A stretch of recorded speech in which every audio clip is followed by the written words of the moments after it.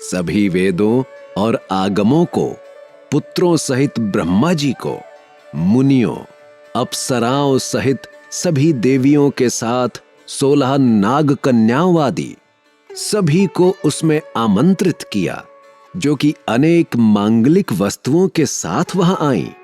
संगीतज्ञों ने वहां वीणा, मृदंग, बाजे बजाकर अपूर्व संगीत का गान किया।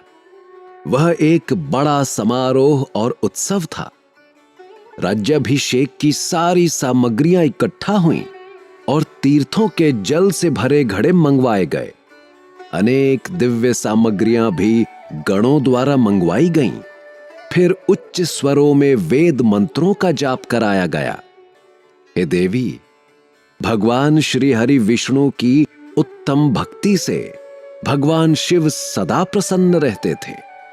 उन्होंने अति प्रसन्न होकर श्री हरि को बैकुंठ से बुलवाया और शुभ मुहूर्त में श्रेष्ठ सिंहासन पर विराजमान किया।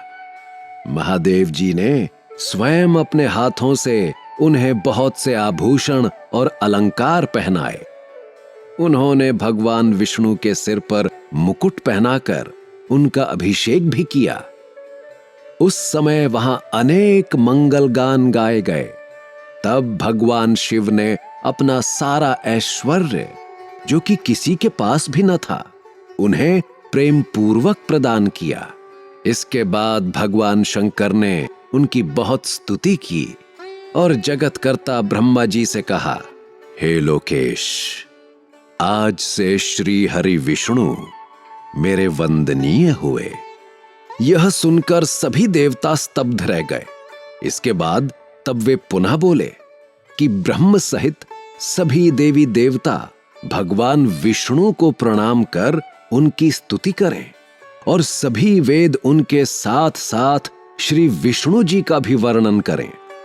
श्री रामचंद्र जी ने सती से कहा, हे देवी, भगवान शिव अपने भक्तों के ही अधीन हैं। वे अत्यंत दयालु और कृपा निधान हैं और इसलिए भगवान विष्णु की शिव भक्ति से प्रसन्न होकर उन्होंने यह सब कुछ किया। और उसके पश्चात उन्होंने विष्णु जी के वाहन गरुड़ ध्वज को भी प्रणाम किया। इसके बाद सभी देवी देवताओं और ऋषि मुनियों ने भी श्री हरि की सच्चे मन से स्तुति की। तब भगवान शिव ने विष्णु जी को बहुत से वरदान दिए और कहा, श्री हरि, आप मेरी आज्ञा के अनुसार संपूर्ण लोकों के कर्ता, पालक और संहारक हो। धर्म, अर्थ और काम के दाता और बुरे अथवा अन्याय करने वाले दुष्टों को दंड तथा उनका नाश करने वाले हो। आप पूरे जगत में पूजित हों और सभी मनुष्य सदैव आपका पूजन करें। तुम कभी भी पराजित नहीं होगे। मैं तुम्हें इच्छा की सिद्धि, लीला करने की शक्ति एवं सदैव स्वतंत्रता का वरदान प्राप्त करता हूं। हे हरे, जो तुमसे बैर रखेंगे उन्हें अवश्य ही दंड मिलेगा। मैं तुम्हारे भक्तों को भी मोक्ष प्रदान करूंगा और उनके सभी कष्टों का निवारण भी करूंगा। तुम मेरी बाईं भुजा से और ब्रह्मा जी मेरी दाईं भुजा से प्रकट हुए हो। रुद्रदेव, जो साक्षात मेरा ही रूप है, मेरे ही हृदय से प्रकट हुए हैं। हे विष्णु, आप सदा सब की रक्षा करेंगे। मेरे धाम में आपका स्थान उज्जवल एवं वैभवशाली होगा। वह गोलोक नाम से जाना जाएगा। तुम्हारे द्वारा धारण किए गए सभी अवतार सबके रक्षक और मेरे परम भक्त होंगे। मैं उनका दर्शन करूंगा। श्री रामचंद्र जी सती से आगे कहते हैं, देवी, श्री हरि को अपना अखंड ऐश्वर्य सौंपकर भगवान शिव स्वयं कैलाश पर्वत पर रहते हैं। तभी भगवान लक्ष्मीपति विष्णु गोप वेश धारण करके आए और गोप गोपी और गौओं के स्वामी बनकर जगत की रक्षा करने लगे। वे अनेक प्रकार के अवतार ग्रहण करते हुए जगत का पालन करने लगे। वे ही भगवान शिव की आज्ञा से 4 भाइयों के रूप में प्रकट हुए। अब इस समय मैं विष्णु ही अवतार रूप में प्रकट होकर 4 भाइयों में सबसे बड़ा राम हूं, दूसरे भरत हैं, तीसरे लक्ष्मण हैं और चौथे भाई शत्रुघ्न हैं। मैं अपनी माता के आदेशानुसार वनवास भोगने के लिए लक्ष्मण और सीता के साथ इस वन में आया था। किसी राक्षस ने मेरी पत्नी सीता का अपहरण कर लिया है और मैं यहां वहां भटकता हुआ अपनी पत्नी को ही ढूंढ रहा हूं। सौभाग्य से मुझे आपके दर्शन हो गए। अब निश्चय ही मुझे अपने कार्य में सफलता मिलेगी। हे माता, आप मुझ पर कृपा दृष्टि करें और मुझे यह वरदान दें कि मैं उस पापी राक्षस को मारकर अपनी पत्नी सीता को उसके चंगुल से मुक्त कर सकूं। मेरा यह महान सौभाग्य है कि मुझे आपके दर्शन हुए। मैं धन्य हो गया। इस प्रकार श्री राम जी ने देवी सती को प्रणाम किया। श्री राम की बातें सुनकर सती मन ही मन बहुत प्रसन्न हुई और भगवान शिव की स्तुति एवं चिंतन करने लगीं। अपनी भूल पर उन्हें लज्जा आ रही थी।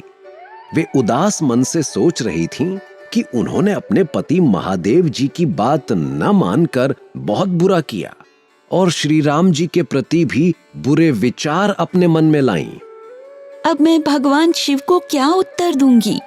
सती को अपनी करनी पर बहुत पश्चाताप हो रहा था। वे शिवजी के समीप गईं और चुपचाप खड़ी हो गईं। सती को देखकर भगवान शंकर ने पूछा, देवी, आपने श्री राम की परीक्षा किस प्रकार ली? यह प्रश्न सुनकर देवी सती चुपचाप सिर झुकाकर खड़ी हो गईं। उन्होंने शिवजी को कोई उत्तर न दिया। वे असमंजस में थीं कि क्या उत्तर दें। लेकिन महायोगी शिव ने ध्यान से सारा विवरण जान लिया और उनका मन से त्याग कर दिया।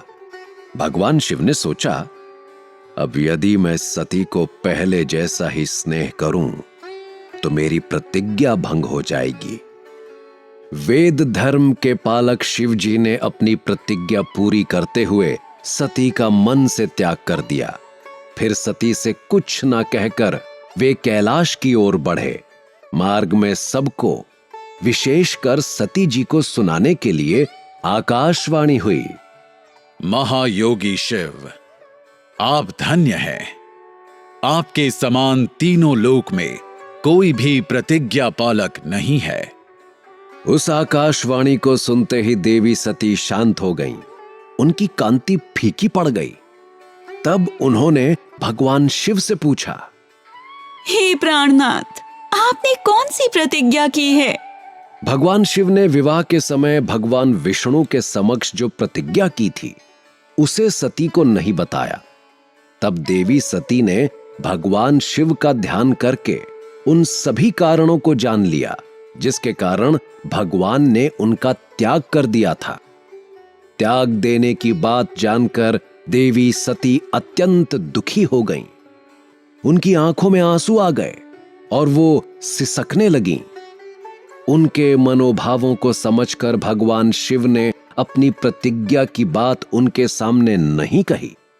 तब सती का मन बहलाने के लिए शिवजी उन्हें अनेकानेक कथाएं सुनाते हुए कैलाश की ओर चल दिए। वहां पहुंचकर शिवजी अपने स्थान पर बैठकर समाधि लगाकर ध्यान करने लगे। सती ने दुखी मन से अपने धाम में रहना शुरू कर दिया। महेश, भगवान शिव को समाधि में बैठे बहुत समय बीत गया। उसके बाद शिवजी ने अपनी समाधि तोड़ी। जब देवी सती को पता चला तो वे तुरंत शिवजी के पास दौड़ी चली आईं। वहां आकर उन्होंने शिवजी के चरणों में प्रणाम किया। भगवान शिव ने उन्हें अपने पास आसन दिया और उन्हें प्रेम पूर्वक बहुत सी कथाएं सुनाईं। इससे देवी सती का शोक दूर हो गया, परंतु शिवजी ने अपनी प्रतिज्ञा नहीं तोड़ी।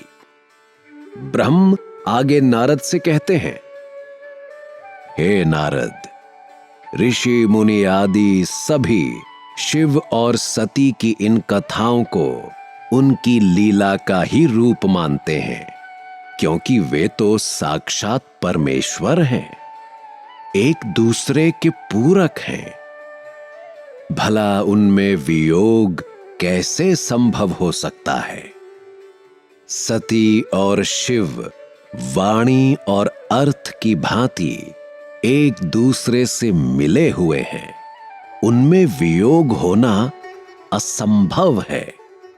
उनकी इच्छाओं और लीलाओं से ही उनमें वियोग हो सकता है।